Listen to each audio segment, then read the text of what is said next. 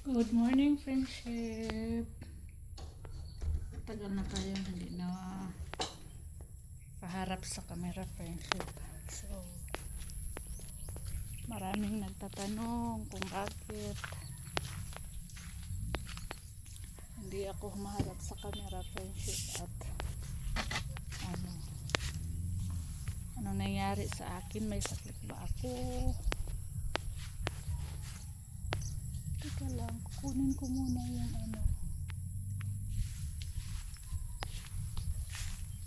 uungan, friendship.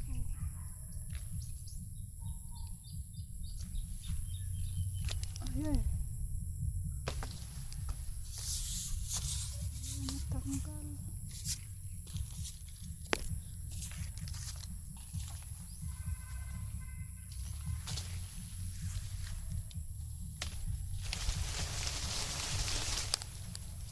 Ayaw makuha. Isa na lang. Walang friendship. Si Ma'am Rosita laging nagtatanong kung anong nangyari sa akin, friendship, doon sa comment section.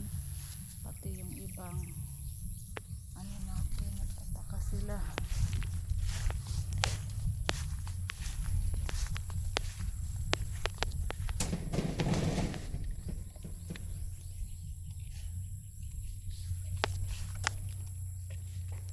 Hinog mo na.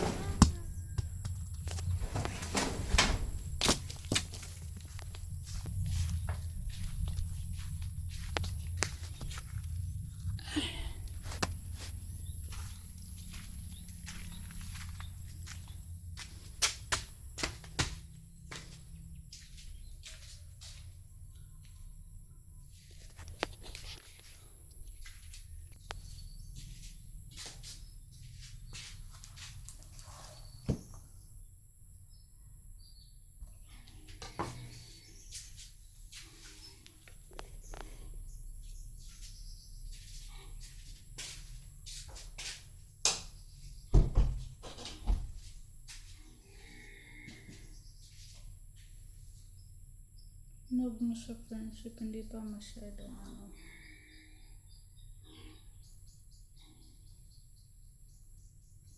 Matagal ako hindi nag-vlog, friendship, mga 2 months po yata. Dahil masama ang aking pakiramdam, friendship. Mahigit 2 months ba? Dahil dito, friendship po. Ayan. Maliit pa siya. Buntis ako, friendship. Mahirap akong magbuntis. Hindi ko kayang mag-vlog noong mga nakaraang mga buwan, friendship. Nahiga lang ako. Ganun talaga ako, friendship, pag mabuntis ako. Simula nung napuntis ako kay Soy, kakaykay, ganun yung nararamdaman ko. Hindi ako makabangon, hindi ako makakain, nahirapan akong kumain, friendship. Ayaw ko sa mga pagkain, susuka ako, lagi akong nahihilo, nasusuka ako, friendship. Ayaw kong mag-video, ayaw kong humawak ng cellphone.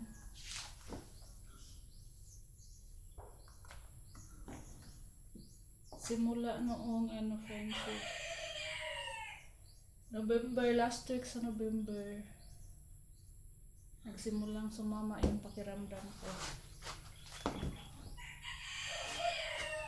Kaya hindi na ako nag-video, friendship. May mga time na nag-video ako, pero muna nas ginhawa, friendship.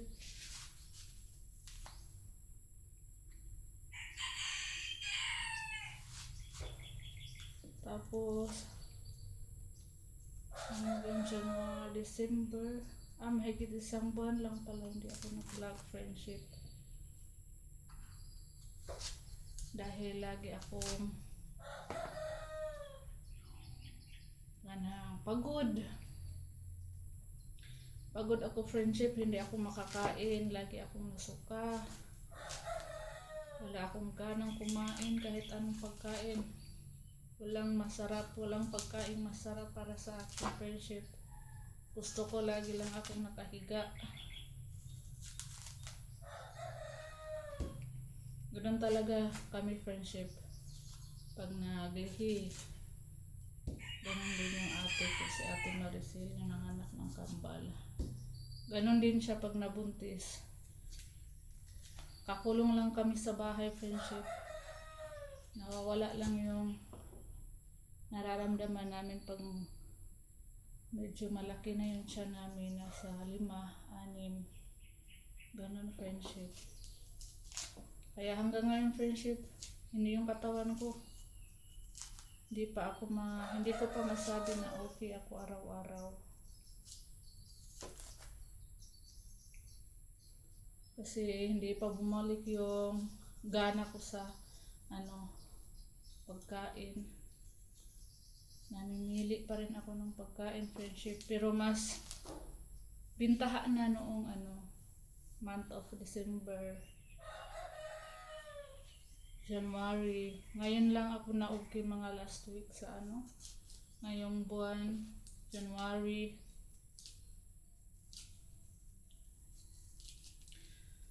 Na friendship, hindi namin kagustuhan friendship na mag-anak uli. Dahil na si Piat friendship, yung birth control na ginamit namin. Na si Piat nagkamali. Kaya nakabuo kami. Friendship.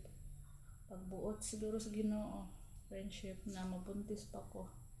Ayaw ko na sana friendship o nasipiat. Nabuntis ako. Bigla akong nabuntis. Ayaw ko na sana friendship kasi matanda na ako. Pero wala na akong magawa.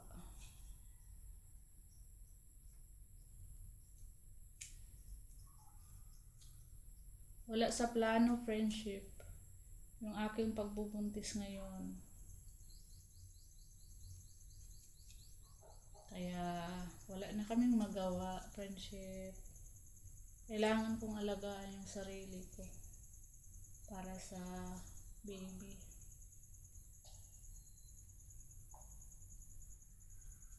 Si Kai excited. Masaya siya na nabuntis ako friendship.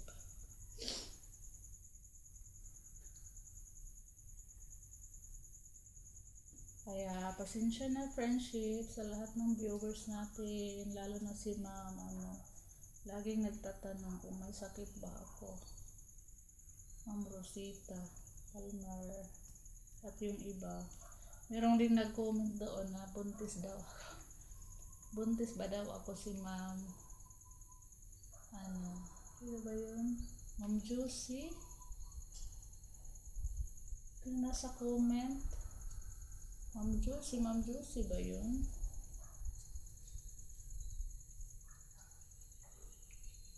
Sabi niya, buntis ka ba? Sis, buntis ka ba? Ay, sorry. Sabi niya.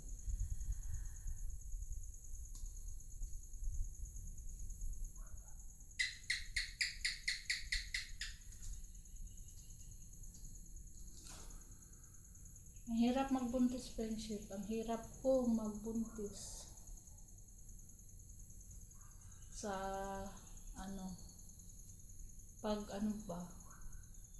bago pa lang, naglilihi pa lang, napakahirap makatagam.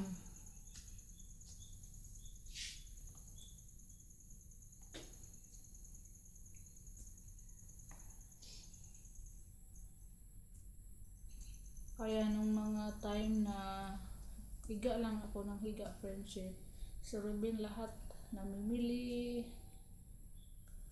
mga bata yung tindiro, babanta sa tindahan pag walang pasok. Nagluluto si Soy, si Rubin. Minsan ako nagluluto din ako, friendship, pero nagmamas ako.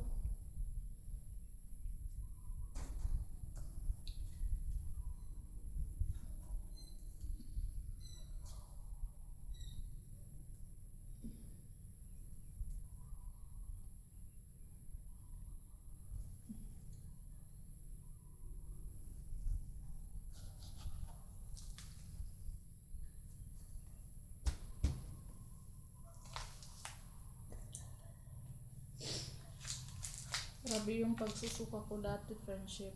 Buti na nga ngayon medyo hindi na ako nagsusuka eh. Minsan na lang. Pero yung ano ko, kuto-kuto, yung ano, kabuhi ba?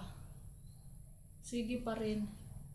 Parang gusto ko pang sumuka pero pinipigilan ko ang sarili ko, friendship, kaya na maano ako, mas lalo akong manghina pag nagsuka ako.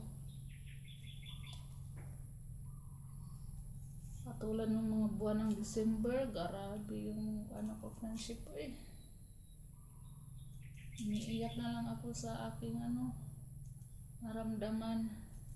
Ayaw kong kumain, walang ganang kumain, luod. Pagod na pagod yung katawan ko. Lagi lang akong nakahiga, nahihilo ako pag bumangon. Grabe. Naalala ko agad yung pagbundis ko ni Kai at Soy. Ganon din yung nararamdaman ko. Buti hindi ako friendship, ma-hospital, hindi katulad ng ate ko na pag naglihi na ospital dahil ayaw kumain.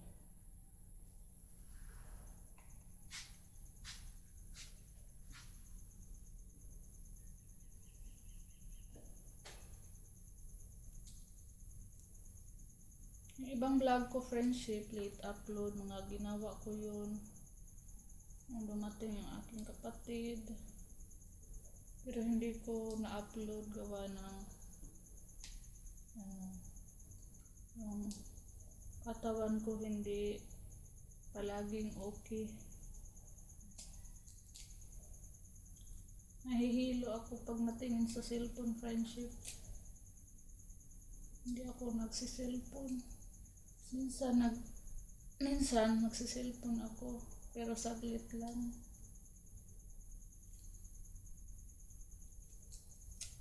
Kain tayo, friendship. Pumilo.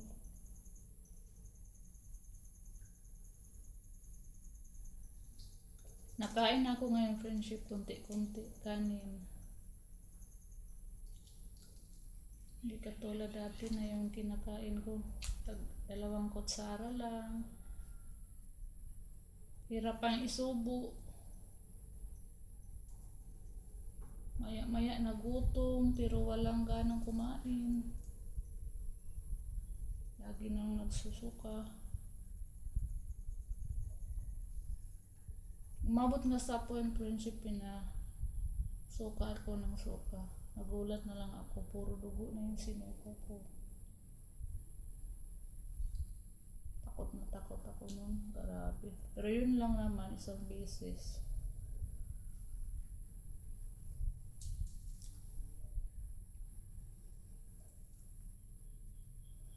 Kaya lagi ko na lang pinagdadasal, friendship, na sana ma-okay na ako.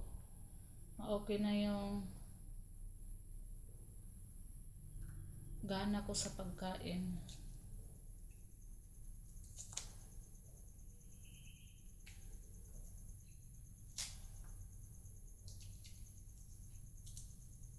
Masyado akong pumayat. Hindi ako lumalabas ng bahay, friendship. May isang beses na pumunta akong bayan, magpadala kami ng tabliya. Grabe yung ano ko. Naramdaman ko nun. Tiniis ko talaga na ayaw magsuka doon sa bayan. Uwi kami agad nung ni Robin eh. Hindi ako lumalabas ng bahay, friendship. Kasi lagi lang akong nakahiga.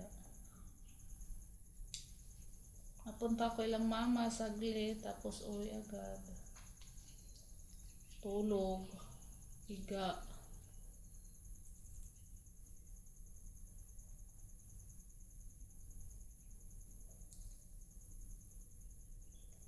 Buti na lang yan si Nika, friendship, yung kapatid ko, pag naglihi.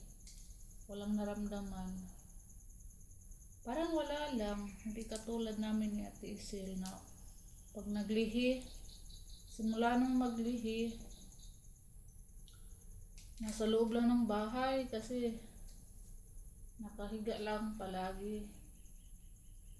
Gulat na lang yung mga tao, friendship, sa amin pag lumabas na kami. Malaki na yung tiyan namin. Kasi saka kami gumagaling pag malaki na yung tiyan. Ngayon, maliit pa yung tiyan ko, friendship, hindi pa klaro. Pag hindi mo titigan. Kaya pasensya na at sorry po sa lahat ng viewers namin. Hindi ako nag-vlog, friendship, dahil nga masama ang akong pakiramdam palagi. Kaya hanggang dito na lang yung video natin, friendship. Maraming salamat po sa lahat ng viewers namin araw-araw. Lagi pa rin kayo sumusuporta kahit minsan lang ako nagbablog. At matagal akong nakabalik sa pagbablog. Andyan pa rin kayo nangumusta sa akin. Maraming salamat po.